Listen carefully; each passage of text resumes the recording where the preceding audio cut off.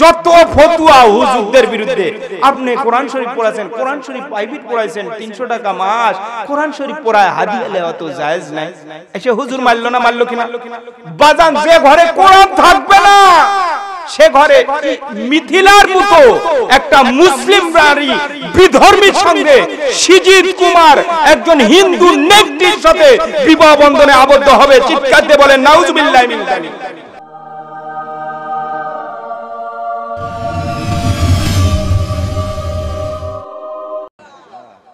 আজ ভারত বাংলার বাংলা সিনেমার নায়িকা, ভারত বাংলার নায়িকা নুসরাত জাহান, নামটা হিন্দু না মুসলমান?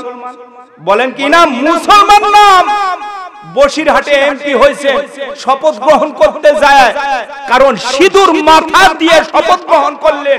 ভোটের আগে মুসলমান ছিলেন, মুসলমান থাকার উদ্দেশ্য ভোট কালেকশন করবে। ভোট হয়েছে, বসিরহাটের এমপি হয়েছে, মহিলা এমপি ইন্ডিয়ার, সে নুসরাত জাহান, বাংলা ভারত বাংলার নায়িকা।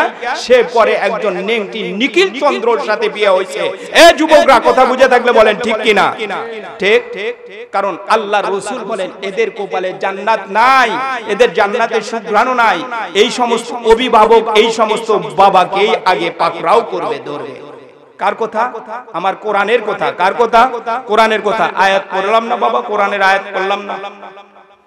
আমার আল্লাহ বলেন ইন্নাল্লাযীনা ক্বালু রাব্বুনাল্লাহু, আল্লাহু আকবার বলেন, সুম্মা ইসতাকামু تتنزل عليهم الملائكة ألا تخافوا ولا تحزنوا وأبشروا بالجنة التي كنتم توعدون। الله أكبر বলেন। যারা আমাকে বলবে আল্লাহ আমাদের রব, অতঃপর আল্লাহর উপর অটল থাকবে, আমার আল্লাহ তাদের উপর ফেরেশতা রহমতের নাজিল করে দিবে। সুবহানাল্লাহ বলেন। তাতানাজ্জালু আলাইহিমুল মালাইকাতু আল্লা তাখাফু ওয়ালা তাহসানু, তাদের কোনো ভয় নাই, পেরেশানি নাই, তাদের কোনো টেনশন নাই। আল্লা তাখাফু ওয়ালা তাহসানু ওয়াবশিরু বিল জান্নাতিল্লাতী কুনতুম তুআদুন। আল্লাহু আকবার বলেন। আমার আল্লাহ তাদের জন্য জান্নাতের সুসংবাদ দিয়ে দিবেন। সুবহানাল্লাহ বলেন। বাজান, কত কিছুই দেখবো, মন খারাপ করবেন না। কয়দিন আগেই ফেসবুকে ভাইরাল হয়েছে, খুঁটি নাই, বিদ্যুতের তার লাইন সংযোগ নাই, বিদ্যুতের পিলার খুঁটি নাই, কিন্তু 42 থেকে 43 ব্যক্তির উপর মামলা হয়েছে, 2 লাখ টাকার মামলা। নাউজুবিল্লাহ বলেন। খুঁটিও নাই, বিদ্যুৎও নাই, কিন্তু বিদ্যুতের সংযোগও নাই, কিন্তু তারপরেও অসহায় নিরুপায় মানুষের বিদ্যুতের বিল 2 লাখ টাকা আসছে 42 জন মানুষের উপর। ঠিক কিনা বলেন? কারণ ডিজিটাল যুগ।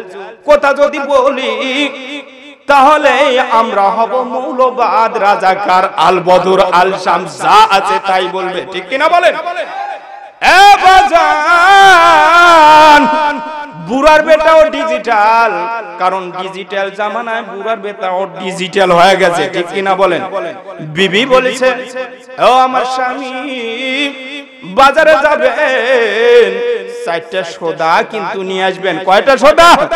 4টা সোদা নিয়ে আসবেন। সরিষার তেল, কিসের তেল মনে রাখবেন? হ্যাঁ যুবকরা মনে রাখেন, সরিষার তেল নিয়ে আসবেন, সয়াবিনের তেল নিয়ে আসবেন, নারকেলের তেল নিয়ে আসবেন, সাথে সাথে কেরোসিনের তেলটাও নিয়ে আসবেন। বিবি 4টা জিনিস নেওয়ার জন্য 4টা বোতল দিলেন। বুড়ার বেটা কয়, ডিজিটাল পদ্ধতিতে যেমন ভাবে যেমন ভাবে বাংলাদেশ অগ্রসর হচ্ছে, আমি কে ওল্ড মডেলের বৃদ্ধ এখনো থাকবো? কি থাকবে? আমিও ডিজিটাল হতে চাই। বিবি, তুমি আমাকে 1 লিটারের বোতল একটাই দাও। কয়টা দাও? একটাই বোতল দাও। 1 লিটারের একটা বোতল নিয়ে যখন মুদিখানার দোকানে ওই চাচা যখন বোতলটা দিয়ে বলছে এখানে 250 গ্রাম, 1 প 250 গ্রাম কতখানি 1 প, 6 মিনিট তেল লাগাও। আলহামদুলিল্লাহ দোকানদার দিছে, ভাই আরেকটা কি তেল দিব? কয় নারকেলের তেল। বোতল দেন। কয় এই বেটা এর মধ্যেই লাগা। তার মধ্যে লাগা 6 মিনিটের মধ্যে আরো 250 গ্রাম লাগা, আরো 250 গ্রাম লাগা। দোকানদার মনে করলো দুইটাই তো পবিত্র তেল, সমস্যা হবে না। 250 গ্রাম নারকেলের তেলও লাগাইছে। আবার যখন বললেন বাজান আর কি লাগবে? আরো 250 গ্রাম সরিষার তেল দেন। কয় বাজান বোতল কই, বোতল কই? কয় এর মধ্যেই লাগা, এর মধ্যে লাগা। বাজান যখন আবারও যখন লাগাইছে তখন দোকানদার মনে করছে হয়তো বা কবিরাজি করবে, অথবা হুজুর কি করবে, কবিরাজি করবে, না হলে এই 3 তেল 1 বোতলের মধ্যে লিবে না। 3 তেল নিছে। কয় বাজান আরেকটা বোতল দেন। কয় বোতল দিব কই? তুমি এর মধ্যেও কেরোসিনও লাগাও। দোকানদার চমকে উঠছে, হাই সর্বনাশ, এর মধ্যে কেরোসিনও দিলে তো একবার নষ্ট করে ফেলবে। কয় টাকায় করবে কাম, হয় মর্দের নাম। এ বেটা লাগা এর মধ্যে কেরোসিনও লাগা। আজ কেরোসিন মার্কা যারা আজ আমাদের তেল তেলে গোয়েন্দার সমাজে আছে, কোরআনের মাহফিল তাদের ভালো লাগে না। আজ তারা তাফসীর মাহফিল ভালোবাসে না, নবীর ঘর মাদ্রাসা হবে এটা ভালো লাগে না। বাজান রে, আপনার আমার নবী পয়গম্বর বলেছে আইয়ু ইমরাতিন মাতাদ সাওজুহান হারাজিন দাখলাতিল জান্নাহ। আল্লাহু আকবার বলেন। যদি কোন বিবি স্বামীর পূর্বে মারা যায়, স্বামীকেই যদি রাজি খুশি করে যায়, স্বামী যদি মনোরঞ্জন সন্তুষ্ট করে যায়, ওই বিবি বিনা হিসাবে জান্নাতি। সুবহানাল্লাহ বলেন। এখন বলবেন হুজুর আমাদের গ্রামের ভাষায় বলে থাকি যে আরে অমুক সলিমুল্লাহ কলিমুল্লাহর বউটা আগে মারা গেছে, সলিমুল্লাহর বউ কত কোপাইলে রে, আরে স্বামীর পূর্বে মারা গেছে, সেই মহিলাটা সৌভাগ্যবতী নারী। আমরা বলি কি বলি না? আমরা ভাষায় আমাদের গ্রাম্য ভাষায় বলে থাকি, থাকি কি থাকি না বাজান, বলি কি বলেন? আসলে নবীও বলে কোন বিবি যদি স্বামীকেই রাজি খুশি করে স্বামীর সঙ্গে অন্তরঙ্গ ভালোবাসা ব্যবহার দিয়ে যদি বিদায় নিতে পারে, ওই মহিলাটা জান্নাতি। সুবহানাল্লাহ বলেন। আল্লাহ রাসূল বিবিদেরকেও বেশি ভালোবাসতেন। সুবহানাল্লাহ বলেন। কারণ নবী পয়গম্বরের 3টা জিনিস বেশি ভালো, প্রিয়। সুবহানাল্লাহ বলেন। একটা নবী পয়গম্বরের নামাজ, কি নামাজ? কোরআনে 82 জায়গায়, কোরআনে 82 জায়গায় নামাজ পড়তে বলেছেন আল্লাহ। রমজান মাসে নাজিল হইলেন কোরআন খানা, আমরা নামাজও পড়লাম না, রোজাও করলাম না, ঠিক কি না? নামাজ রোজা ছাড়া আল্লাহর জান্নাত পাবা না। পাওয়া যাবে যদি খাজা বাবার মুরিদ হয়, নেংটা বাবার মুরিদ হয়, যদি কয় যে হুসাইন কারবালার ময়দানে পানি পানি করে মরেছে, শহীদ হয়েছে, যে হুসাইন পানি পায় নাই, ওই পানি আমি এই জায়গায় লাগাবো না, নাউজুবিল্লাহ বলেন। উনি পেশাব করে পানি নেবেন, উনি হাইগা সুসু করবি না, নাউজুবিল্লাহ বলেন। মুস, এত বড় মুস, মনে হচ্ছে উনি কোনদিন নেংরা আম অথবা বগুড়ার ঐতিহ্য দই জিন্দেগি খেতে পারবে না। আছে না? আছে না? আছে না? এরকম তাদের কি স্লোগান, আগে করো রে মন আখেরের কাজ, ধ্যান যুগে হয় দিলের নামাজ, আগে করো রে মন আখেরের কাজ, ধ্যান যুগে হয় দিলের নামাজ। ও তোমার পাঞ্জে গানা, নামাজ পড়া লাগবে না, লাগবে না। কোরআন হলো 90 পারা, শরীয়তে মানে না, শরীয়তের মাওলানা হলো কানা কানা। ইমাম শুধু নামাজ পড়ায়, নিজের নামাজ পড়ে না। নাউজুবিল্লাহ বলেন। এগুলা শয়তানদের গানও আছে, ঠিক কিনা বলেন? বাজান রে, নবীর একটা প্রথম নাম্বার কাজ কি ছিল? নবী পয়গম্বর নামাজকেই বেশি প্রাধান্য দিতেন। সুবহানাল্লাহ বলেন। নবী পয়গম্বর সুগন্ধি আতর সুরমা ব্যবহার করতেন। সুবহানাল্লাহ বলেন। নবী পয়গম্বর বিবিকে বেশি ভালোবাসতেন। সুবহানাল্লাহ বলেন। এক সময় আম্মা জান ফাতেমা রাদিয়াল্লাহু তাআলা আনহা বলেছেন, ও আল্লাহর নবী পয়গম্বর, এ মায়ের জাতি, একটু অন্তরের কান দিয়ে শুনবেন, আপনি কেমন ভালোবাসেন আমাকে। নবী পয়গম্বর 11টা বিবির ঘরেতে 2টা করে খেজুর দিয়েছেন। সুবহানাল্লাহ বলেন। 2টা করে খেজুর দিয়েছেন। আবার সকল বিবি যখন একত্রিত হয়েছে, বিবিরা প্রশ্ন করেছে, ওগো পয়গম্বর, আপনি আমাদেরকে কেমন ভালোবেসেছেন? নবী পয়গম্বর বলেন, আমি যে বিবির ঘরে 2টা খেজুর দিয়েছি, প্রতিটা বিবির ঘরে 2টা করে খেজুর দিয়েছে, বিবিদেরকে বলেছে যাকে আমি 2টা খেজুর দিলাম তাকে আমি বেশি ভালোবাসি। এই কথা যেন কাউকে বলো না। সুবহানাল্লাহ বলেন। সব বিবিরা যখন একত্রিত হয়েছে বাজান, সকল বিবিরা বলেন, ও স্বামী, ও আমার হাবিব পয়গম্বর, আপনি আমাকে কেমন ভালোবাসেন? বলে, যাকে আমি 2টা করে খেজুর দিয়েছি সে 2জন, সে বিবিগুলোই আমার কাছে প্রিয়। সুবহানাল্লাহ বলেন। প্রতিটা বিবিকেই তো 2টা করে খেজুর দিয়েছে।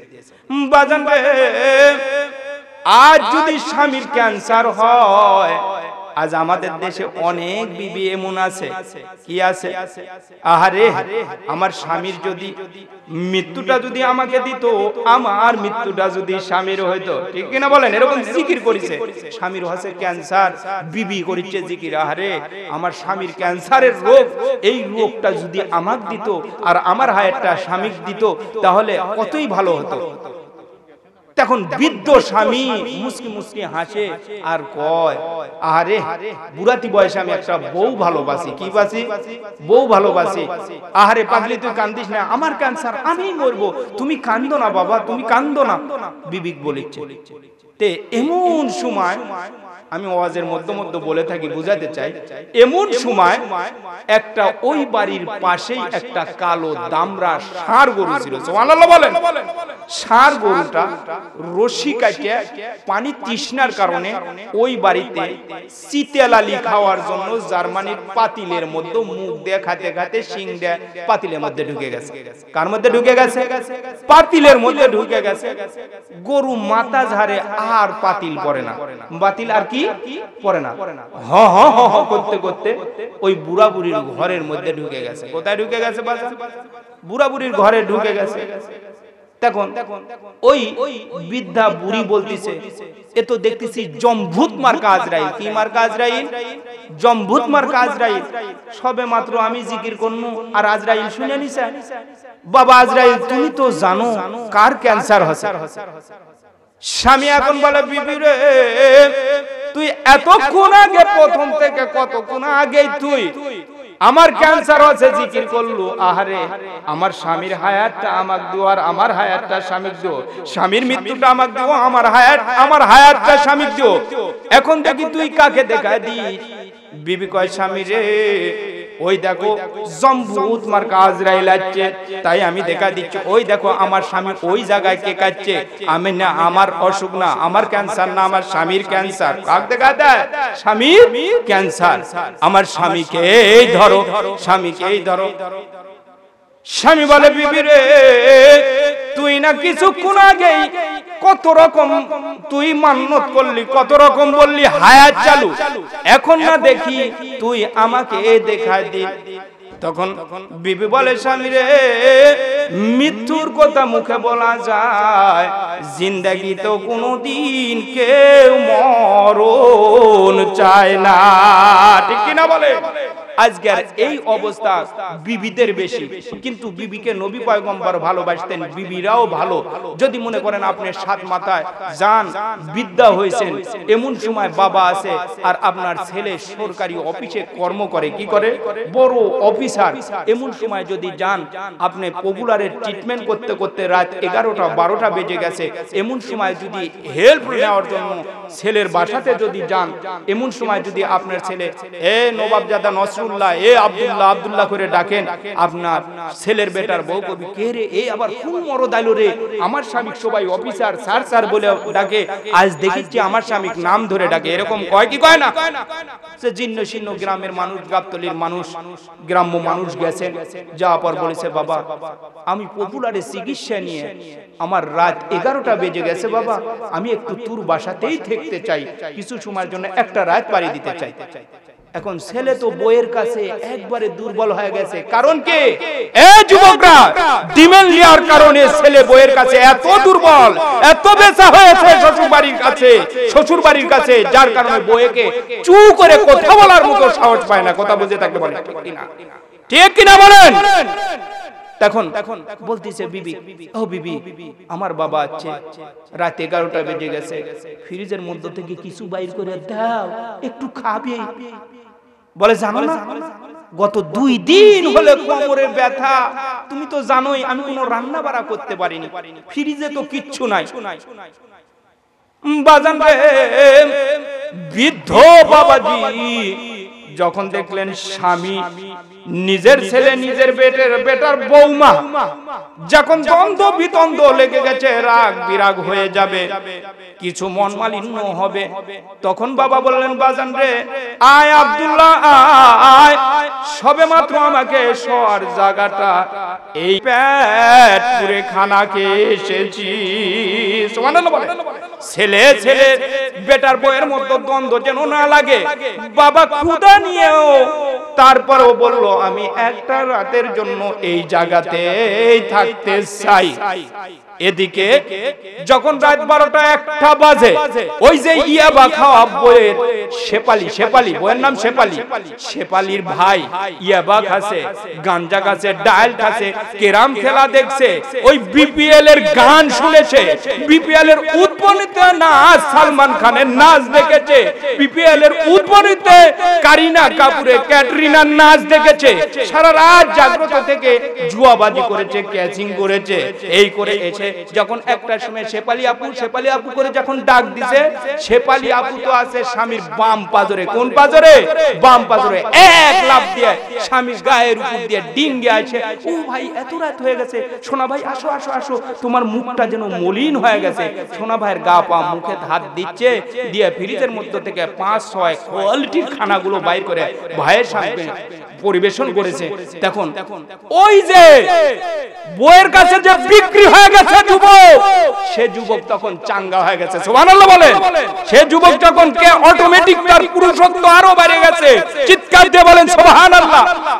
তখন 1.5 হাতে ওজনের একটা কালো জাম কিনতে পাওয়া যায়, যেহেতু শহরের থাকে কালো জাম নিয়ে যায়, পিছন দিক যায়, মাইন্ড করবেন না, মেয়েদের পিছনে যায় যে জায়গাটা বেশি উঁচা তার বুল লাগাছে, বুঝতেই হবে কোন জায়গা, এমন জোরে বসান দিছে। তখন ওই শালা কয় ও দুলা ভাই আমার বোনে তুমি মারলে কে? তখন কয় এই শালা তোর বোন আমার কে হয়? তোর বোন কে হয়? মাতৃভাষায় বলেছি তোর বোন কে হয়? কয় আপনার বউ হয়।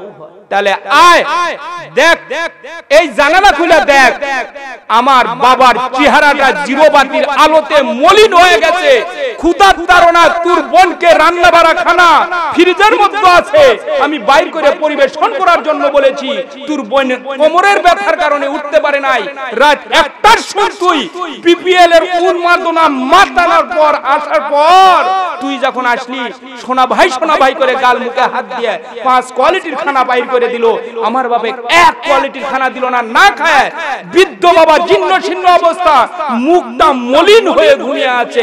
দেখ বিশ্বাস না হয় দেখে জানালা খুলে দেখে জিরো বাতির আলো দিয়ে, ক্ষুধার্ত বাপ, ক্ষুধার কারণে ঘুম আসেনি। সুবহানাল্লাহ বলেন। বাজান রে শালা কয় দুলা ভাই আমার পক্ষ থেকে আর একটা লাগান। সুবহানাল্লাহ বলে। এমন আছে কি নাই? আছে।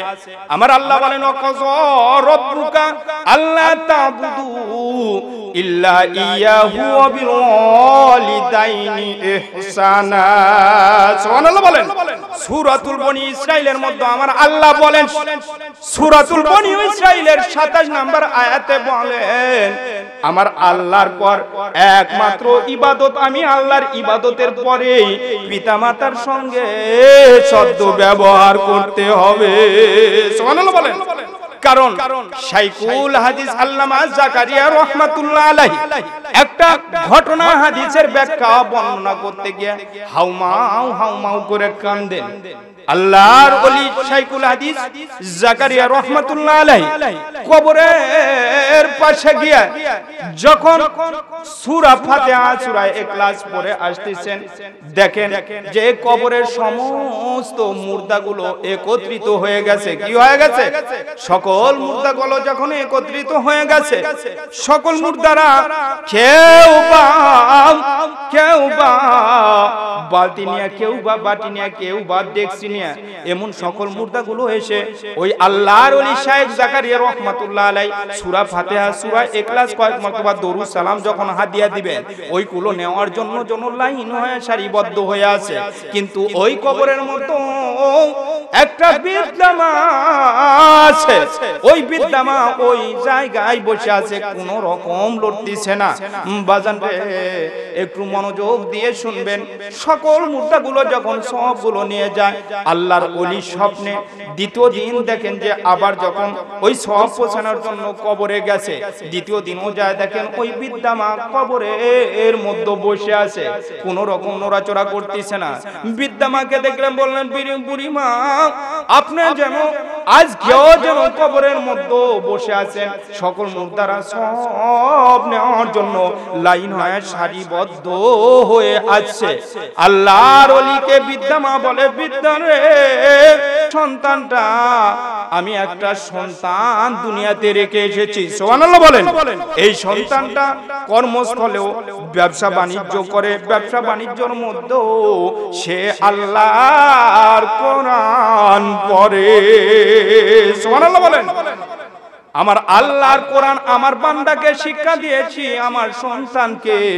এই সন্তান বসে বসে যখন দোকান পাশারিতে ভিড় কম হয় তখন কোরআন তেলাওয়াত করে, এই সওয়াবটা আমি পাই। তৃতীয় দিন আল্লাহর ওলি যায় দেখেন, ওই আল্লাহর ওলি যায় দেখেন বিদ্যামা ওই আল্লাহর ওলি সওয়াব নেওয়ার জন্য এসেছে। বিদ্যামাকে বলে, ও বুড়িমা আজ দেখে আপনি সওয়াব নেওয়ার জন্য এসেছেন। বলে, সওয়াব নেওয়ার জন্য এই জন্য এসেছি, আজকে আমার যে সন্তানটা পৃথিবীতে দুনিয়াতে রেখে এসেছিলাম, সে সন্তানটাও দুনিয়া থেকে আজ বিদায় নিয়েছে। আমি এত কাঙ্গাল, এত ভিক্ষু, আজ আমার সওয়াব পৌঁছানোর জন্য কেউ নাই, আজকে আপনার সওয়াব নেওয়ার জন্য এসেছি। সুবহানাল্লাহ বলেন। তাহলে নেককার সন্তান তৈরি করার দরকার আছে কি নাই? নাই। দেখবেন আমার এই সদ্য আলহাজ রুহুল আমিন স্যার শেরপুর মহিলা ডিগ্রি কলেজের সহকারী অধ্যক্ষ হয়েছেন। সুবহানাল্লাহ বলেন। সহকারী অধ্যক্ষ, উপাধ্যক্ষ, ভাইস প্রেসিডেন্ট, ভাইস প্রিন্সিপাল হয়েছেন। আলহামদুলিল্লাহ। এই শ্রদ্ধেয় ওস্তাদ, এই শ্রদ্ধেয় স্যার আপনাদের এলাকায় একটা শিক্ষা প্রতিষ্ঠান তৈরি করেছে। সুবহানাল্লাহ বলেন। এই শিক্ষা প্রতিষ্ঠানে দেখবেন জান্নাতি কবুতর গুলো যেরকম বাকবাকুম করে ডাকে, সকাল সন্ধ্যা এখানে কোরআনের তেলাওয়াত হয়। সুবহানাল্লাহ বলেন। কোরআনের তেলাওয়াত হয়। হাদিস শরীফের মধ্যে এসেছে, কোন হাফেজ যদি কোন এই এলাকার আশপাশ দিয়ে যায়, ওই এলাকার যত মুর্দারা আছে তাদের কবরের আযাব মওকুফ হয়। সুবহানাল্লাহ বলেন। আমার আল্লাহ বলেন, ইয়া আইয়ুহাল্লাযীনা আমানুত্তাকুল্লাহ ওয়াবতাগু ইলাইহিল ওয়াসিলাতা ওয়াজাহিদু ফি সাবিলিহি লাআল্লাকুম তুফলিহুন। আল্লাহু আকবার বলেন। আমি আল্লাহকে ভয় করো, আমি আল্লাহকে ভয় করো। এমন অনেক আয়াত আল্লাহ কোরআনের মধ্যে বলেছেন, ইয়া আইয়ুহাল্লাযীনা আমানুত্তাকুল্লাহ, হে ঈমানদারেরা আল্লাহকেই ভয় করো, ওয়াকুনু মা'আস সাদিকিন। আল্লাহু আকবার বলেন। আমার আল্লাহ বলেন, ইয়া আইয়ুহাল্লাযীনা আমানুত্তাকুল্লাহ হাক্কা তুকাতিহি ওয়া লা তামুতুন্না ইল্লা ওয়া আনতুম মুসলিমুন। আল্লাহু আকবার বলেন। হে ঈমানদারেরা, আমি আল্লাহকে ভয় করো, ভয় করার মতো সাবধান সাবধান, মুসলমান না হয়ে মরিও না। তাহলে বলবেন হুজুর আমরা কি মুসলমান না? মুসলমান না হয়ে মরিও না, মুসলমান না হয়ে কবরে আসিও না, মুসলমান না হয়ে তুমি মৃত্যু হইও না। সুবহানাল্লাহ বলেন। তাহলে আমাদের মুসলমান হয়েই মৃত্যু হবে, মুসলমান হয়েই মৃত্যু হতে হবে। এই জন্য সূরাতুল মায়েদার 35 নম্বর আয়াতে আমার আল্লাহ বলেন, ইয়া আইয়ুহাল্লাযীনা আমানুত্তাকুল্লাহ, হে ঈমানদারেরা আল্লাহকেই ভয় করো। কি করো? অবতাগু ইলাইহিল ওসিলা, আর তুমি জীবনের ওসিলা তালাশ করো। সুবহানাল্লাহ বলেন। মুসলিম শরীফের 2য় খণ্ডের মধ্যে একটা ঘটনা এসেছে।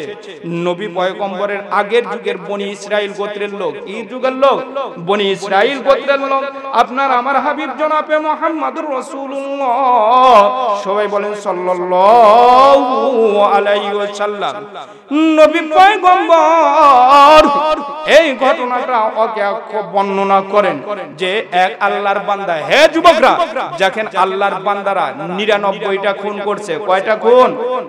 99টা খুনি। এই যুবকরা দেখেন কোন বান্দা কিভাবে আল্লাহ ভালো করে। 99টা যখন খুন করছে, আল্লাহর বান্দা বলে আমার মতো আসলে এই খুন, জিনা, ব্যভিচার এগুলো আল্লাহ মাফ করতে পারে। সুবহানাল্লাহ বলেন। কিন্তু মানুষ হত্যা মহাপাপ, কাউকে যদি খুন করা হয় তার স্থান হবে জাহান্নাম। সুবহানাল্লাহ, নাউজুবিল্লাহ বলেন। তাহলে এই 99টা যখন খুন করেছে, ওই আল্লাহর বান্দা ক্ষমা পাওয়ার জন্য কোন আলেমদের স্বর্ণপর্ণ হবে অথবা কোন বুদ্ধিজীবীদের কাছে স্বর্ণপর্ণ হবে। ঠিক কিনা বলেন? বাজান, আমি বুঝাতে চাই, নবী জনাবে মুহাম্মদুর রাসূলুল্লাহ সোনার জবানে বলেছেন, ওই আল্লাহর বান্দা ক্ষমা পাওয়ার জন্য এক খ্রিস্টান পাদ্রীর কাছে গেছে। কার কাছে গেছে? খ্রিস্টান পাদ্রী। খ্রিস্টান পাদ্রী করছে, হাই সর্বনাশ, তুমি 99টা খুন করেছো, তোমার তো ক্ষমা পাওয়ার কোনো আশাই নাই। ওই করছে যে খুনি তো 99টা খুন করছে, যা আছে কপালে হবি কাল চোকালে একো ফান্টুস করে দিয়ে একবারে একাকার করে আলাছে। একো কি করে আলাছে? একো আউট করে আলাছে। আউট করে যাবি কোনটি? ওর ভিতরে যে কিন্তু আল্লাহর ভয় আছে, ইয়া আইয়ুহাল্লাযীনা আমানুত্তাকুল্লাহ, আল্লাহর ভয়, যে একো খুন করব আমার তো জাহান্নাম ছাড়া কোনো উপায় নাই। বাজান রে, আবার জ্ঞানীদের কাছে গেছে। আরেক জ্ঞানী বললেন, হে আল্লাহর বান্দা, তোমার উপায় আছে, ওই এলাকায় আরো বড় একটা খ্রিস্টান পাদ্রী যাজক আছে, তার কাছে যাও। ওই খ্রিস্টান পাদ্রী যাজকের কাছে গেছে। যাজক বলে, হে আল্লাহর বান্দা, তুমি যে এলাকায় খারাপ হইছো, যে এলাকার কারণে তোমার জীবনটা ধ্বংস করছো, ওই এলাকা থেকে তুমি সরে যাও। সুবহানাল্লাহ বলেন। বাজান রে, ওই এলাকা থেকে যখন একটু সামনের দিকে যায়, তখন কিন্তু মালাকুল মউত আজরাইল এসে উপস্থিত হইছে। কে? মালাকুল মউত। ইদা জাআ আজালুহুম লা ইস্তাখিরুনা সাআতাও ওয়া লা ইস্তাগদিমুন। আল্লাহু আকবার বলেন। যখন যার মৃত্যুর সময় হবে, এক মুহূর্ত আগেও আসবে না, এক মুহূর্ত পরেও আসবে না। যখন যে সময় দরকার, ওই সময় কিন্তু মালাকুল মউত এসে হাজির হবে। ঠিক কি না বলে? আমরা বলে থাকি অকালে মৃত্যু। আরে অকালে না রে, তোর মৃত্যুর ডাক হয়ে গেছে, এই জন্যই তোর মৃত্যু। ঠিক কি না বলেন? যদিও আইনামা ইদরিকুম ফি বুরুজি মুশাইয়াদা, যদিও তুমি সুদূর সিংহের মধ্যে থাকো, দুর্গের মধ্যে থাকো, বাক্সের মধ্যে থাকো, আলাউ কুনতুম ফি বুরুজি মুশাইয়াদা, সেখানেই কিন্তু মালাকুল মউত আজরাইল এসে উপস্থিত হবে। ঠিক কি না বলেন? এখন আমরা গজলও বাড়াইছি, এবারের মতো ফিরে যাও রে আজরাইল, মিনতি করিয়া কই তোমারে রে। ঠিক কি না? আজরাইলে কিরেনের আমার আপনার বাত আছে, আজরাইল আইলেই পড়ে যাব, ঠিক কিনা বাজান, ঠিক কিনা বলেন? আজরাইল এসে গেছে, দেখবেন সেনাবাহিনীর একটা ট্রেনিং হয়, হয় কি হয় না? সিনা দিয়ে বুক দিয়ে হাঁটে, ওই আল্লাহর বান্দা খ্রিস্টান পাদ্রী যাজক বলেছিল, তুমি যে এলাকার থেকে এত খারাপ ইয়াবার সাথে জড়িত, তুমি এই এলাকার থেকে গাঞ্জার সাথে জড়িত, যে এলাকার থেকে তুমি মার্ডারের সাথে জড়িত, যে এলাকার থেকে তুমি কেসিউর সাথে জড়িত, যে এলাকার থেকে বিপিএল এর জুয়াবাজি ওভারে খেলার থেকে জড়িত, সেই এলাকা পরিত্যাগ করো, সেই এলাকা ত্যাগ করো, সেই এলাকার থেকে ভালো এলাকার দিকে যাও। সুবহানাল্লাহ বলে। বাজান রে, আজরাইল আসা মাত্রই মাটিতে পড়ে সিনা দিয়ে বুক দিয়ে একটু অগ্রসর হচ্ছে, কিন্তু তার রূহ আত্মা নিয়ে যাবে বাজান, কোথায় নিয়ে যাবে, কোন জায়গায় নিয়ে যাবে? এটার জন্য একদল আছে জাহান্নামী ফেরেশতা, তাদের চেহারাই হচ্ছে অদ্ভুত। জাহান্নামী ফেরেশতা চেহারা অদ্ভুত। একদল জান্নাতি ফেরেশতা এসেছে, দুই দলের ফেরেশতা এসে তার রূহ আত্মাটা জান্নাতে নিয়ে যাবে না জাহান্নামে নিবে। এমন সময় আমার আল্লাহ পাক দেখলেন দুই দলের ফেরেশতারা এসে দ্বন্দ্ব বিদ্বন্দ্ব শুরু হচ্ছে। এই এক জান্নাতে নিব, জিন্দেগি কোনো কাজ করেনি, এত খারাপের খারাপ, ই খুন করেছে, নামাজের ধারের কাজ যায়নি, এক জাহান্নামের চৌরাস্তায় নিক্ষেপ করব। আর এক জান্নাতি ফেরেশতা করছে, না রে, একটু ভালো হওয়ার দিকে সামনের দিকে অগ্রসর হচ্ছে, এক জান্নাতে দেওয়া যায়। কোথায় দেওয়া যায়? জান্নাতে। এখন একদল ফেরেশতা আরেকটা আল্লাহ বললেন, এ ফেরেশতা, তুমি আমার পক্ষ থেকে এবার তুমি যাও, যায় বলো দুই জনের মধ্যে সমাধান দাও, মীমাংসা করে দাও, এর ডেড বডিটা মাপ দাও, যে ভালো হওয়ার জন্য যে এলাকাতে আছে ওই এলাকা থেকে ভালো হওয়ার জন্য ভালো দিক গেছে বেশি, না যে এলাকাতেই আছে, যে এলাকা খারাপ হচ্ছে সেই এলাকাতে ডেড বডিটা বেশি আছে। ওই আল্লাহর পাপিষ্ট বান্দা, আল্লাহর বান্দা ভালো হওয়ার জন্য সে খারাপ জায়গা থেকে, খারাপ দেশ থেকে ভালো দিকে একটু বেশি গেছে। সুবহানাল্লাহ বলেন। আমার আল্লাহ বলেন, ইয়া আইয়ুহাল্লাযীনা আমানুত্তাকুল্লাহ ওয়া কুনু মা'আস সাদিকিন। আল্লাহু আকবার বলেন। হে মুমিনরা, তোমরা সত্যবাদী আল্লাহকে ভয় করো আর সত্যবাদীদের সঙ্গ তোমরা অবলম্বন করো, সত্যবাদীদের সোহবতে বসো। এই সঙ্গবাদীদের, সত্যবাদীদের সোহবতে যার কারণে বাজান ওই আল্লাহর বান্দা ভয় করার কারণে জান্নাতে দিয়েছে। আমার আল্লাহ বলেন, ইয়া আইয়ুহাল্লাযীনা আমানুত্তাকুল্লাহ ওয়াবতাগু ইলাইহিল ওয়াসিলা। এই আয়াতের মধ্যে বললেন ওসিলা ও তালাশ করো। এখন কিসের ওসিলা? ওয়াহাব ইবনে মুনাব্বাহ মস্ত বড় আল্লাহর ওলি, একদিন সেজদার মধ্যে, নামাজের সেজদার মধ্যে চোখে পানি নিয়ে কাঁদছে। চোখে পানি দেখে বললেন, এ ওয়াহাব, তোর নামাজ আমার ভালো লাগে, তুমি কেন চোখে পানি রাখো? তুমি চোখে পানি নিয়ে কেন কাঁদো? সুবহানাল্লাহ বলেন। ওয়াহাব ইবনে মুনাব্বাহ মস্ত বড় আল্লাহর ওলি, সেজদার মধ্যে আল্লাহর ভয়ে চোখে পানি নিয়ে কাঁদছে। আল্লাহ বলল, ওয়াহাব রে, তোর মাথাটা তুল, তোকে আমার ভালো লাগে, তোর নামটা আমি ওলির দপ্তরে লিখেছি। সুবহানাল্লাহ বলেন। ওয়াহাব বলে, ও দরদি আল্লাহ, কি কারণে কোন আমলের বিনিময়ে আমার নামটা তুমি ওলি দপ্তরে লিখেছো? আল্লাহ বলে, তুই হিসাব করে বল, তুই হিসাব করে বল। ওয়াহাব ইবনে মুনাব্বাহ বলে, ও দরদি আল্লাহ, হয়তো বুঝি তুমি আমার নামাজ তোমার কাছে ভালো লাগে। সুবহানাল্লাহ বলেন। আল্লাহ বলে, তোর নামাজ ভালো লাগে, কিন্তু নামাজের কারণে এত মর্তবা উচ্চ স্থানে যায় নাই। তাহলে বলে, ও দরদি আল্লাহ, তাহলে বুঝি হয়তোবা আমার রোজার কারণে, কয় রোজার কারণে এত উঁচু মর্যাদা যায়নি। ও দরদি আল্লাহ, হয়তোবা তুমি জিকির ফিকির কোরআন তেলাওয়াতের কারণে তুমি আমার নামটা ওলির দপ্তরে লিখেছো। আল্লাহ বলে, তোর সবই ভালো লাগে, কিন্তু এগুলোর কারণে, একটাও কারণে তোর নাম ওলির দপ্তরে লেখি নাই। সুবহানাল্লাহ বলেন। আমার আল্লাহ বলেন, ও শুন, তাহলে শুন, তুই আমার একদিন প্রশংসা লিখবি। কি লিখবি? প্রশংসা লিখবি, আল্লাহ লিখবি, সুবহানাল্লাহ, আলহামদুলিল্লাহ লিখবি। সুবহানাল্লাহ বলেন। এমন সময় একটা তুচ্ছ থেকে তুচ্ছ মাছি তুই যখন বাঁশের কলম দিয়ে দতের মধ্যে সুবাই সুবাই লিখবি, এমন সময় একটা মাছি তোর কলমের আগায় পড়েছিল। সুবহানাল্লাহ বলেন। তখন ওই মাছিটাকে তুই কোন রকম বিরক্ত না হয়ে তুই মনের মধ্যে চিন্তা এসেছিল, আহারে এই মাছির কলিজায় না জানি কত রকমের তৃষ্ণা আছে, তৃষ্ণা নিবারণের জন্যই এই ভিজা কলমের উপর এসে পড়েছে, এই কলমের মাথার উপর পড়ে সে তৃষ্ণা নিবারণ করবে। এই মন্তব্য করে তুই কলম কোনো নাড়াচাড়া করিস নাই। তখন ওই মাছিটা তৃষ্ণা নিবারণ করে চলে যায়। আবারও যখন দ্বিতীয়বার কলমটা সুবায় যখন তৃষ্ণা নিবারণ করার জন্য তুই যখন আবারও আমার প্রশংসা লিখবি, এমন সময় ওই মাছিটা আবারও কলমের আগায় পড়লো, তুই তখনও ছেড়ে দিলি, তখনও কোনো রকম কলম নাড়াচাড়া করলি না, তৃষ্ণা নিবারণ করে মাছিটা চলে গেল।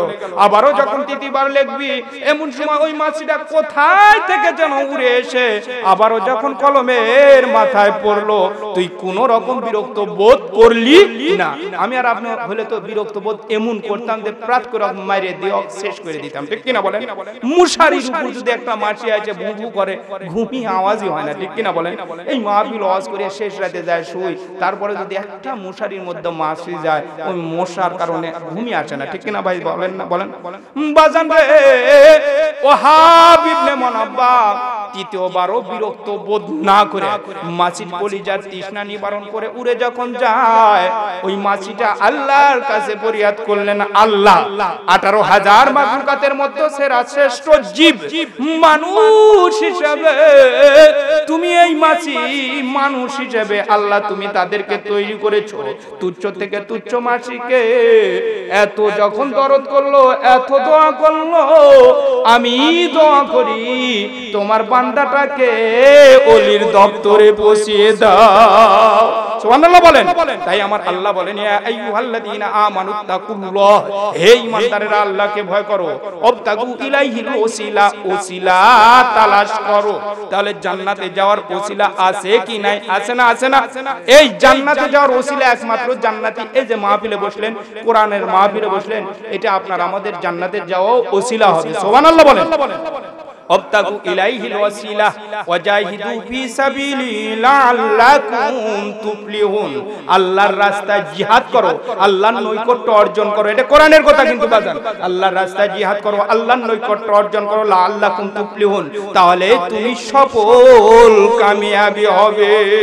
সুবহানাল্লাহ বলেন। এখন যদি যুদ্ধের কথা দুই একটা বলতে লাগি, বলবেন হুজুর যুদ্ধের আয়াত ছাড়া কি কোনো আয়াতই নাই? আসলে কোরআনের এগুলোর থেকে এই মাক্কি আর মাদানী সূরার মধ্যে, মাক্কি সূরাগুলোর মধ্যে, মাদানী সূরার মধ্যে যতগুলো আয়াত অবতীর্ণ হয়েছে আকসারিয়ত যুদ্ধের আয়াত অবতীর্ণ হয়েছে। সুবহানাল্লাহ বলেন। তাহলে এই যুদ্ধের আয়াত থেকে, কোরআন থেকে আমরা তাকে সরা দিতে পারবো, সরা দিতে পারবো বাজান, বাজান দিতে পারবো বাজান। আমি এই আয়াতের এই তাফসীরের মধ্যে বলা হয়েছে যে ওয়াজাহিদু ফি সাবিলিহি লাআল্লাকুম তুফলিহুন, আল্লাহ পাক এই আয়াতের মধ্যে বলেন আল্লাহর রাস্তায় জিহাদ করো, লাআল্লাকুম তুফলিহুন, আল্লাহর নৈকট্য অর্জন করো, তাহলে তোমরা সফল কামিয়াবি হবে। সুবহানাল্লাহ বলেন। উহুদের ময়দানে, উহুদ একটা পাহাড় যেখানে হযরতে হারুন আলাইহিস সালামের কবর আছে। সুবহানাল্লাহ বলেন। এই উহুদের ময়দানে 70 জন মুসলমান শহীদ হয়েছিলেন। সুবহানাল্লাহ বলে। আল্লাহর পথে জীবন দিয়েছেন। এ মায়ের জাতি একটু অন্তরে কান দিয়ে শুনবেন। আপনার স্বামী যদি মুখে দাড়ি রাখে, কোন বক্তার ওয়াজ শুনে, আজ যুবতী বোনেরা বলে, যুবতী বোনেরা বলে দাড়ি রাখছো তোমার চাচার মতো দেখা যায়, চাচার মতো দেখা যায়। পরে দিন ওই ভাই দাড়ি সেভ করে পুরা জুয়ান হয়ে ওই বোনের কাছে আসে। নাউজুবিল্লাহ বলে। এ যুবতী বোন, আপনি একজন নবীর আদর্শ আপনার স্বামীকে দেখে বুড়া চাচার মতো করলেন, আপনার কি জান্নাতে যেতে মন চায় না? দেখেন হযরতে হানজালা রাদিয়াল্লাহু তাআলা আনহু রাদিয়াল্লাহু তাআলা আনহু শহীদ হয়েছিলেন, তার ইতিহাস একটু শুনে যান।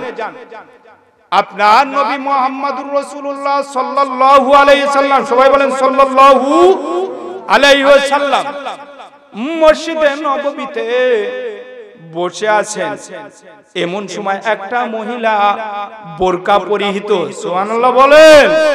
আজকালকার তো বোরকা নাই, আর দায়ুস যুবকরাই দায়ুস। সাহাবীরা জিজ্ঞেস করলেন, ইয়া রাসূলুল্লাহ, ইয়া হাবিবাল্লাহ, দায়ুস কারা?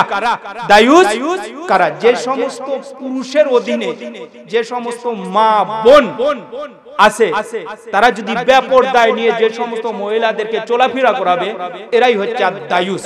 কি কারা? এরাই আদ-দায়ুস। কপালে লেখা থাকবে এরা কোনোদিন জান্নাত পাবে না। জান্নাত তো দূরের কথা, জান্নাতের সুঘ্রাণ নাকে লাগবে না। নাউজুবিল্লাহ বলেন। আজ যুবকরা তো শ্বশুর বাড়ির ডিসকভার, তারপর আপনার গাড়িগুলো নিয়ে, এফজেড গাড়িগুলো নিয়ে, আপনি পালসার গাড়িগুলো নিয়ে বয়ে ডাব সাবান দিয়ে গোসল করায়, শ্যাম্পু মারিয়া মাথা উলঙ্গ করে নিয়ে যাচ্ছেন।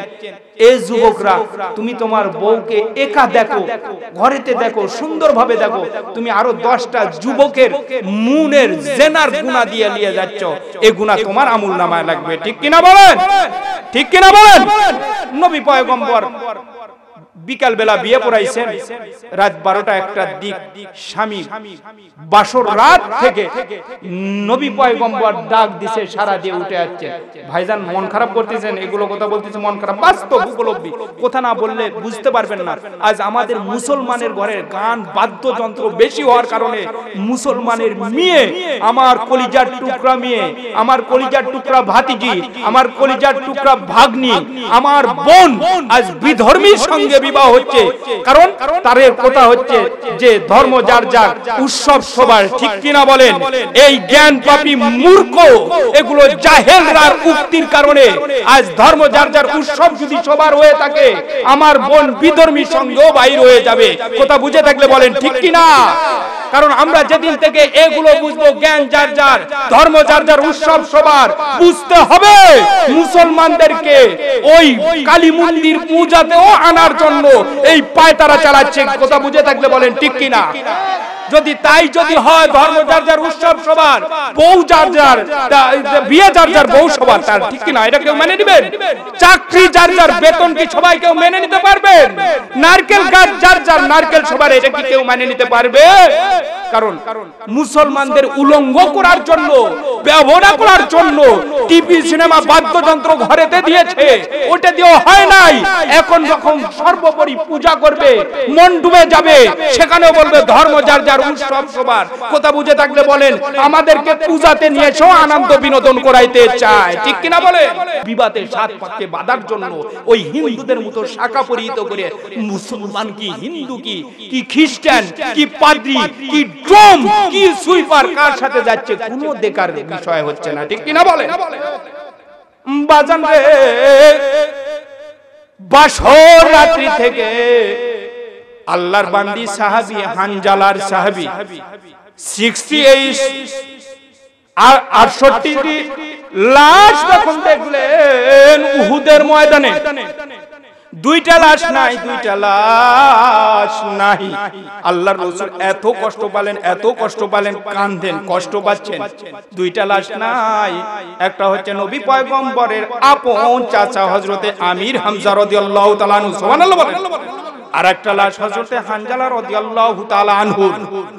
নবী পয়গম্বর যুদ্ধের হাঙ্গামার দাঙ্গা বেজে উঠেছে, ঘন্টা বেজে উঠেছে, সবে মাত্র নবী পয়গম্বর বিকাল বেলায় বিবাহ পড়াইছেন। বাসর রাত্রি থেকে ওই হানজালা রাদিয়াল্লাহু তাআলা আনহু বিবির কাছ থেকে অনুমতি নিয়ে এসেছে। সুবহানাল্লাহ বলেন। এ বিবি, যদি যুদ্ধের ময়দান থেকে আমি শহীদ হই, তাহলে জান্নাতে তোমার সঙ্গে দেখা হবে। সুবহানাল্লাহ বলেন। আর দুনিয়াতে যুদ্ধ থেকে যদি ফিরে আসি, গাজী হয়ে ফিরে আসি, তাহলে দুনিয়াতে এই দেখা হবে। বিবির কপালে চুম্বন দিয়ে উঠে আসলেন, কিন্তু ফরজ গোসল হয়েছিল, স্বামীকে গোসলের কথা বলতে পারেন নাই। সুবহানাল্লাহ বলেন। আল্লাহর রাসূল পয়গম্বরের কাছে এসে একটা মেয়ে যখন বললেন, ওগো পয়গম্বর, বোরকা পরিহিত, বোরকা পরিহিত এসে পয়গম্বরের কাছে এসে বললেন, ওগো পয়গম্বর, আমাকে চিনতে পারছেন? আল্লাহর রাসূল বললেন, না না, আপনাকে তো আমি চিনতে পারি নাই। আল্লাহর রাসূলকে বললেন, ও আল্লাহর নবী পয়গম্বর, গতকাল বিকাল বেলায় আমার বিবাহ বন্ধন আপনি করাইছিলেন, আমি সেই হযরতে হানজালার বিবি। সুবহানাল্লাহ বলেন। ও নবী পয়গম্বর, যদি বিশ্বাস না হয় দেখেন আমার দুই হাতে এখনো মেহেদি শুকায় নাই। সুবহানাল্লাহ বলেন। মেহেদি এখনো ভিজা টকবক টকবক করতেছে, দুই হাতের মেহেদি এখনো শুকায় নাই। তখন নবী পয়গম্বর বলে, হ্যাঁ আমি গতকাল বৈকালেই তোমার বিবাহ বন্ধনে আবদ্ধ করাইছিলাম হযরতে হানজালা রাদিয়াল্লাহু তাআলা আনহুর সঙ্গে। তুমি কি সেই মেয়ে যে বিবাহ বন্ধনে খেজুর দিয়ে ওলিমা দিয়েছিলাম? সুবহানাল্লাহ বলেন। খেজুর দিয়ে। এই যুবকরা যখন বিবাহ করবে, নবী পয়গম্বরের সুন্নত আদর্শ খেজুর দিয়ে বিবাহ বন্ধনে ওলিমা দিবে। সুবহানাল্লাহ বলেন। বিবাহ বন্ধনে ওলিমা শুকনা খেজুর আছে না ভাই, আছে না? খেজুর দিয়ে দিবেন, নবীর একটা আদর্শ। আর কেউ যদি একটি আদর্শ নবীর জিন্দা করতে পারে, আমার আল্লাহ বলেন, ওমাইয়ুতিল্লাহ রাসূলা ফাউলাইকা মাআল্লাযীনা আনামাল্লাহু মিনান নাবিয়্যিনা ওয়াস-সিদ্দীকিনা ওয়াশ-শুহাদাই ওয়াস-সালিহিন ওয়া হাসুনা উলাইকা রাফিকা। আল্লাহু আকবার বলেন যে আমি আল্লাহ আল্লাহর রাসূলের ইতাআত অনুসরণ অনুকরণ করবে, ওই ব্যক্তিদেরকে ওই রকম নিয়ামত দেওয়া হবে। কেমন নিয়ামত? মিনান নাবিয়্যিনা ওয়াস-সিদ্দীকিনা ওয়াশ-শুহাদা। মিনান নবী, নবীগণদের সঙ্গে তাদের হাসর হবে, সিদ্দিকগণদের সঙ্গে হাসর হবে, শহীদ শুহাদাগণদের সঙ্গে হাসর হবে, আর সলিহিন সলিহিনদের সঙ্গে হাসর হবে। ওয়া হাসুনা উলাইকা রাফিকা, এদের সান্নিধ্যই হচ্ছে উত্তম সান্নিধ্য। আল্লাহু আকবার বলেন। বাজান রে, নবী পয়গম্বর বললেন, হ্যাঁ হে মহিলা, তোমারই তো বিবাহ বন্ধন আমি পড়াইছিলাম গতকাল বৈকাল বেলা, আর তোমার বিবাহ বন্ধনে ওলিমা হিসেবে খেজুর দিয়ে বন্টন করেছিলাম। সুবহানাল্লাহ বলেন। হ্যাঁ, তবে ও আল্লাহর রাসূল, আমার স্বামী গোসল ফরজ হয়েছিল, একটু আপনি দয়া করে মেহেরবানি করে গোসল দিবেন। এদিকে দুইটা লাশ খুঁজে পাওয়া যাচ্ছে না, দুইটা হযরতে আমির হামজা রাদিয়াল্লাহু তাআলা আনহুর লাশ, আর এদিকে হযরতে হানজালা রাদিয়াল্লাহু তাআলা আনহুর লাশ। সুবহানাল্লাহ বলেন। এদিকে একজন ফেরেশতা এসে দৌড়ায় এসে বলেন, ওগো নবী পয়গম্বর, দুইটা লাশই পাওয়া গেছে। তবে যেন আল্লাহ নবী পয়গম্বরকে বললেন, এই হযরতে হানজালার লাশ আমার আল্লাহ আসমানে নিয়ে গোসল দিয়েছে। সুবহানাল্লাহ বলেন। এই লাশটা আসমানে গিয়ে নবী পয়গম্বরের সাহাবীর লাশ গোসল দিয়েছে। আল্লাহ রাসূল সত্যই তো দেখতে গিয়ে মাথায় হাত দিয়ে দেখেন সবে মাত্র গোসলের পানি যেন বয়ে বয়ে পড়তেছে। সুবহানাল্লাহ বলেন। এমন কি চাই না? এ মায়ের জাতি, আপনাদের জন্য বলি, আমার ভাই, আপনার স্বামী হয়েছে, নবীর আদর্শ সুন্নত রাখবে, আপনার কাপন্নতা নাই। নবীর আদর্শ, আপনি যদি ফাতেমার সঙ্গে জান্নাতে যেতে চান, হযরতে আম্মা জান আয়েশা সিদ্দিকার সঙ্গে জান্নাতে যেতে চান, তাহলে আমার ভাই নবীর আদর্শ নিয়ে থাকুক। এটা কি আপনি চান না? চান না? মায়েদের জন্য বেশি আমুল না, 4টে আমুল। কয়টা আমুল? 4টে আমুল। শুনে রাখবেন মায়েরা, কোন পীর ধরা জায়েজ নাই। শয়তানি পীর গ্রামগঞ্জে পীরের আবির্ভাব হয়েছে, বলেন নাউজুবিল্লাহ। এই পীর ধরা জায়েজ নাই। হযরতে আল্লাহ রাসূল পয়গম্বরের কাছে আয়েশা, এক সাহাবী আয়েশা ইসলাম ধর্ম গ্রহণ করলেন। সুবহানাল্লাহ বলেন। ইসলাম ধর্ম গ্রহণ করে বললেন, ইয়া রাসূলুল্লাহ, ইয়া হাবিবাল্লাহ, আমার বউটাও ইসলাম ধর্ম গ্রহণ করতে চায়। আল্লাহ রাসূল বলেন, আমি তো তোমাকে ইসলাম ধর্ম গ্রহণ করে দিয়েছি, তোমার বউটাকেও কালেমা পড়ায় ইসলাম ধর্ম গ্রহণ করায় দেন। সুবহানাল্লাহ বলেন। আল্লাহ রাসূল যদি বলতেন অন্য পরপুরুষ দেখা যায়, তার বল, আসেন আমিও ইসলাম ধর্ম গ্রহণ করায় দিই। নাউজুবিল্লাহ বলেন। আমার মায়েদের জন্য 4টি আমল। কয়টি? 4টি। আল মারাতু ইযা সাল্লাত খামসা, 5 ওয়াক্ত নামাজ, ও সামাস শাহরুহা, রমজান মাসের রোজা, ও আতাত বালা, স্বামীর ইতাআত অনুসরণ করা, ও আতাত বালা ও আহসানাত ফারজা, নিজের সতীত্বর হেফাজত করা।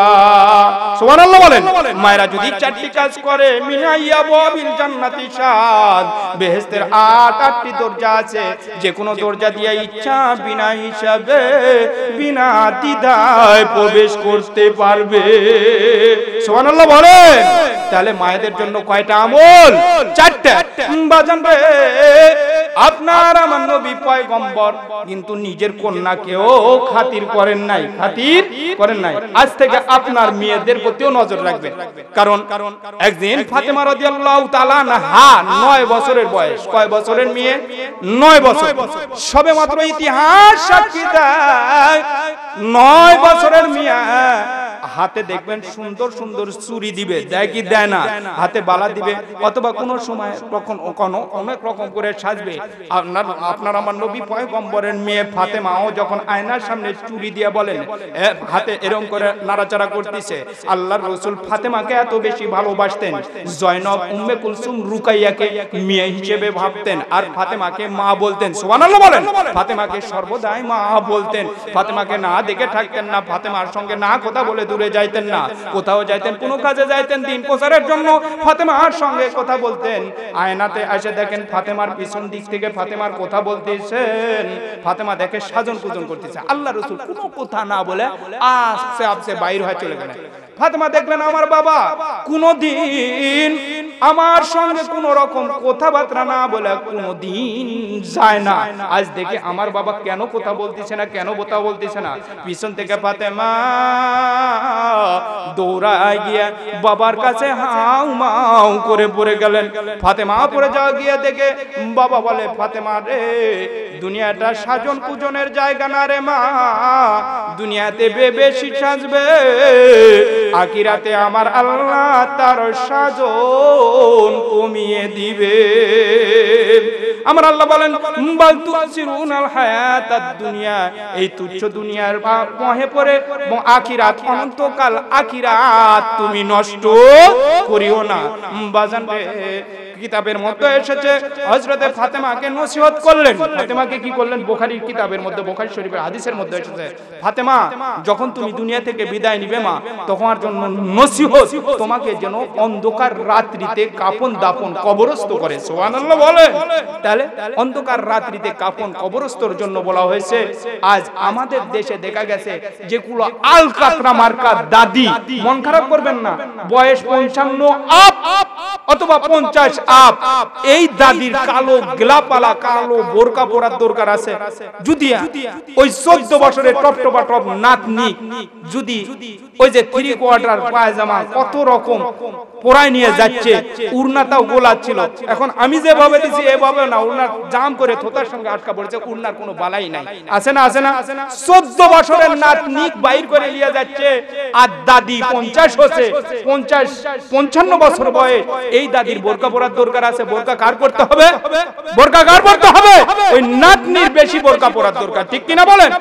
আমার রাসূল বলেছেন, ইকতানিম খামসান কবলা খামসিন, 5 জিনিস আসার আগে 5 জিনিসের মূল্যায়ন করেন। সুবহানাল্লাহ বলেন। শুনবেন, তোমার যৌবনকে মূল্যায়ন করো বার্ধক্য আসার আগে, তোমার যৌবন মূল্যায়ন করো বার্ধক্য আসার আগে, তোমার সুস্থতার মূল্যায়ন করো অসুস্থতার আসার আগে, তোমার সচ্ছলতার মূল্যায়ন করো দরিদ্রতা আসার আগে, তুমি তোমার সচ্ছলতা এবং তুমি তোমার হাতের দরিদ্রতা আসার আগে, অসচ্ছলতা আসার আগে তুমি তোমার মূল্যায়ন করো, তোমার হায়াতের মূল্যায়ন করো মৃত্যুর আগে, ঠিক কিনা বলেন? এখন আমরা আমাদের ইবাদত বন্দেগী, হাদিস শরীফের মধ্যে আসে যৌবনকালের ইবাদত আল্লাহর কাছে সবচেয়ে বেশি দাম। যৌবনের ইবাদত করি না, যখন বৃদ্ধ হয়ে গেছি দেখবেন যৌবনকালে আমাদের যৌবন জীবন সরকারি চাকরিজীবীরা পুরাটাই আমাদের থেকে খাটায় নেয়, ঠিক কিনা বলেন? খাটানোর পর রিটায়ার্ড পারসন হওয়ার পর অনেক টাকা দেয়, তোমরা বসে বসে খাও, ঠিক কিনা বলেন? কয় কি কয় না? যৌবন ফুরা যাওয়ার পর এই টাকা দেয়, বসে বসে খাও।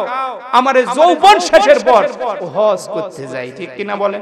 যৌবন শেষের পর যে যৌবন পুরাটাই ব্যয় করলাম সরকারের, যে যৌবন পুরাটাই আমি আমার কর্মস্থলে ব্যয় করলাম, কিন্তু ওই সময় নামাজে একদিনও মসজিদে আসিনি, একদিনও মাদ্রাসায় যাইনি, শেষ সময় আমি আপনি সুবহানাল্লাহ আলহামদুলিল্লাহ তাসবিহ পড়ছি, ওই কোনো কাজে আসবি?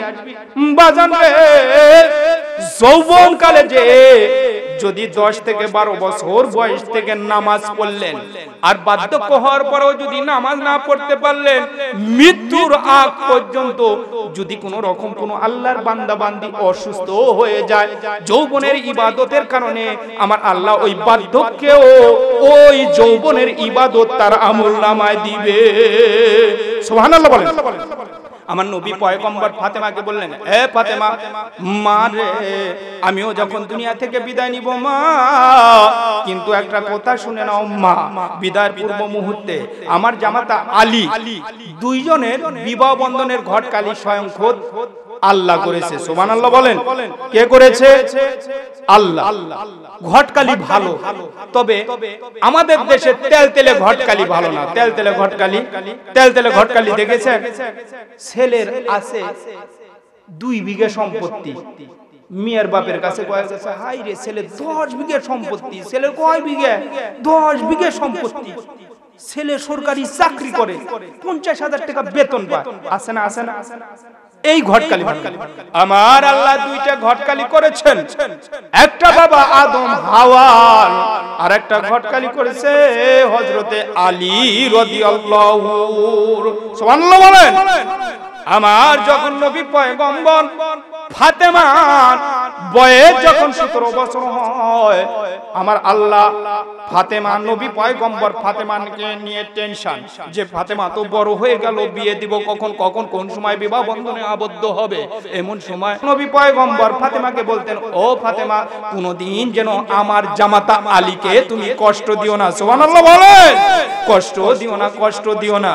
কারণ হযরত আলী রাদিয়াল্লাহু তাআলা আনহু 5 জন সদস্যর ফ্যামিলি থাকতো, দিন অদ্দহারে অনাহারে জীবন কাটাইতো। সুবহানাল্লাহ বলেন। কারণ এক সময় হযরতে হাসান হুসাইন হয়ে গেছে, তারপরে বাড়িতে কোনো খানা নাই, 3 দিন যাবত অনাহারে অদ্দহারে জীবন। এমন সময় হযরতে ফাতেমা রাদিয়াল্লাহু তাআলা আনহা বললেন, হে আমার জামাতা, হে আমার স্বামী, তুমি আমার এই কম্বল অথবা এই সিরা চাদরটা নিয়ে যায় বাজারে বিক্রি করে দিয়ে আসো, দিয়ে কিছু আটা নিয়ে এসো, এই 2 সন্তানের মুখে কিছু আমরা খানা পিনা তুলে দিতে পারবো। সুবহানাল্লাহ বলে। গেলেন, কম্বলটা বিক্রি করলেন, সবে মাত্র 6 দিরহাম। কয় দিরহাম? মনে রাখতে হবে, কয় দিরহাম? 6 দিরহাম। 6 দিরহাম বিক্রি করলেন। হযরতে আলী সন্তানরা ক্ষুধার কারণে, ইমাম হাসান হুসাইন পেটটা মাটির সঙ্গে দিয়ে আছে, তার জন্য সিরা চাদর কম্বল বিক্রি করতে গেলেন। সেটাও বিক্রি করে ফিরে আসতেছেন। এমন সময় পার্শ্ববর্তী ঘর থেকে অদ্দহারে অনাহারে জীবন, তার চেয়ে বেশি কষ্টে জীবন যাপন করতেছেন, সে দেখে পুরাটা সম্পদ দান করে আসলেন। সুবহানাল্লাহ বলেন। 6 দিরহাম যখন দান করলেন, রাস্তার মধ্যে হযরতে আলী রাদিয়াল্লাহু তাআলা আনহুকে আপনার আমার নবী পয়গম্বরের জামাতা আলী, সুবহানাল্লাহ বলেন, আনা মদিনাতুল ইলমি ওয়া আনা বাবুহা। আল্লাহর রাসূল বলতেন, আমি মদিনার শহর আর আলী হচ্ছে দরজা। সুবহানাল্লাহ বলেন। অর্থাৎ শিক্ষার সচিব। এই আলীর এত দিমাগ, এত বুদ্ধি ছিলেন। এই আলী যখন 6 দিরহাম দান করে আসলেন, ওই ক্ষুধার্ত ব্যক্তি অসহায় অদ্দহারে কাটাচ্ছে, ঘরের মধ্যে দেখে মোরা গাধার গোশত নিয়ে যায় সন্তানদেরকে হারাম জিনিস খাওয়াচ্ছে। তে মনে করলেন, আমি 6 দিরহাম দিয়ে বিক্রি করে দিলাম, এটাকে আমি দান করে দিই। কি করলেন? এটাকে দান করলেন। দান করে এখন ফাতেমা গাইছে কি উত্তর দিবে?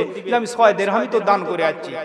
এক পা সামনে দেয়, আবার পাটা যেন পিছনে দেয়, পাই উঠিচ্ছে না, কারণ তার 2 সন্তানও তো অদ্দহারে অনাহারে জীবন কাটাচ্ছে। বাজান তো কি করবে? বাজান রে, যখন সামনের দিক আসতেছে, এমন সময় দেখে একটা বৃদ্ধা মানুষ উট নিয়ে দাঁড়িয়ে আছে। সুবহানাল্লাহ বলে। উট নিয়ে দাঁড়িয়ে থাকে। বললেন, ও আলী, এই উটটা তুমি ক্রয় করে নাও, এই উটের দাম 100 দিরহাম। সুবহানাল্লাহ বলেন। তবে এই উট 100 দিরহামে তুমি নাও, তুমি বিক্রি করার পর 100 দিরহাম পরে আমাকে দিয়ে দিও। 100 দিরহাম থেকে উট নিলেন। উট নিয়ে সামনের দিক যাইতেই আরেকটা আল্লাহর বান্দা বললেন, আলী, তুমি কি এই উট বিক্রি করবে? তোমাকে 160 দিরহাম দাম দিয়ে দিব। সুবহানাল্লাহ বলেন। সুবহানাল্লাহ বলেন। 60 দিরহামে বিক্রিও করলেন। কি করলেন? বিক্রি করে সামনের দিক আসতেছেন, আসতেই দেখেন ওই যে 100 দিরহামে বিক্রি করলেন প্রথম ব্যক্তি, ওই ব্যক্তি বলল, আমার দিরহামটা দিয়ে দাও। এই ঘটনা ফাতেমাকে বলার পর ফাতেমা মুস্কি হাসলেন, তার বাবাকে দিলেন। বাবাকে বলা মাত্রই নবী পয়গম্বর মুস্কি হাসে বললেন, ফাতেমা যে উটটা কয় বিক্রয় হলো, এটা দুইটা ফেরেশতা ছিল, স্বয়ং খোদ ফেরেশতা জিবরাইল আমিন, যিনি বিক্রি করলেন 100 দিরহামে, আর যে ক্রয় করে নিলেন স্বয়ং খোদ মিকাইল আলাইহিস সালাম। চিৎকার দিয়ে বলেন সুবহানাল্লাহ। আর এই উটটাই তোমার জান্নাতে যাওয়ার বাহন। সুবহানাল্লাহ বলে, তুমি যে জান্নাতে যাবে মা, এই উটে চড়েই যাবে, কারণ স্বয়ং খোদ আল্লাহ এই উট ক্রয় বিক্রয় করাইছে জিবরাইল আমিনের দিয়ে, আর মিকাইল আলাইহিস সালাম আল্লাহ ব্যবসা বাণিজ্য করেছে। সুবহানাল্লাহ বলেন। কোটি টাকার মানুষ দেখো, কোটি টাকার মানুষ দেখো, অভাব হয় না দূর, গরিব ঘুমায় আরামেতে মনটা বাহাদুর। ঠিক কিনা বলেন? গরিব ঘুমায় আরামেতে মনটা বাহাদুর। সুবহানাল্লাহ বলেন। ফেরাউনের লাশটা দেখো মিশর জাদুঘরে, খায় না মাছি পোকা মাকড় সবাই ঘৃণা করে। ঠিক কিনা? এখনো মিশরের জাদুঘরে ফেরাউনের লাশ আছে, আছে না?